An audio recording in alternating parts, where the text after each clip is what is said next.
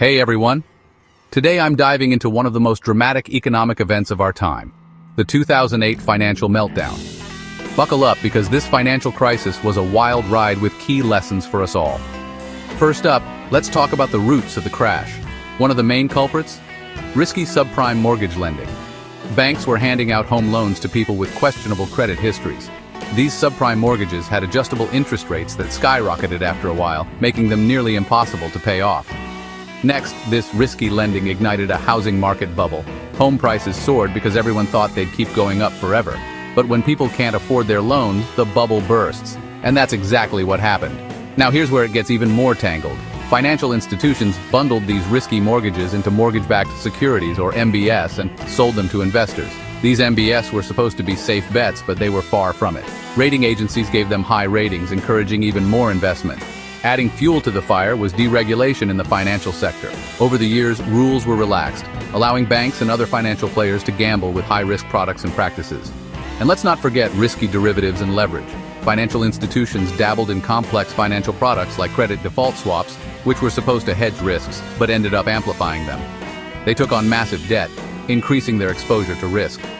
By 2007 and 2008, the housing market hit the skids. Home prices fell, and people began defaulting on their subprime loans. This caused the value of MBS to collapse. Financial institutions were suddenly facing enormous losses. Lehman Brothers was the first major domino to fall in September 2008, triggering panic across global financial markets and a severe credit freeze.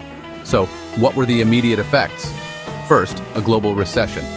The crisis spread from the US to the rest of the world, hitting trade, investment, and consumer confidence. Unemployment rates shot up, and many businesses folded. The U.S. government then had to step in with bailouts and interventions. The Troubled Asset Relief Program, or TARP, provided crucial funding to struggling banks. The Federal Reserve also slashed interest rates and launched quantitative easing to pump money into the system. But for many Americans, the damage was already done. Home foreclosures spiked as people couldn't keep up with their mortgage payments. Foreclosures led to evictions and plummeting home prices. Several financial giants either collapsed, got bought out, or needed government intervention to survive. Think Bear Stearns, Merrill Lynch, and AIG, which needed a massive bailout. The crisis wiped out trillions in wealth, affecting everyone from retirees to businesses and governments. In the long run, the crisis led to significant reforms. The Dodd-Frank Wall Street Reform and Consumer Protection Act of 2010 aimed to prevent another disaster by increasing oversight, regulating derivatives, and setting up the Consumer Financial Protection Bureau. Banks also had to hold more capital, and the Volcker Rule restricted risky trading. Globally, the crisis spurred countries to tighten their financial systems.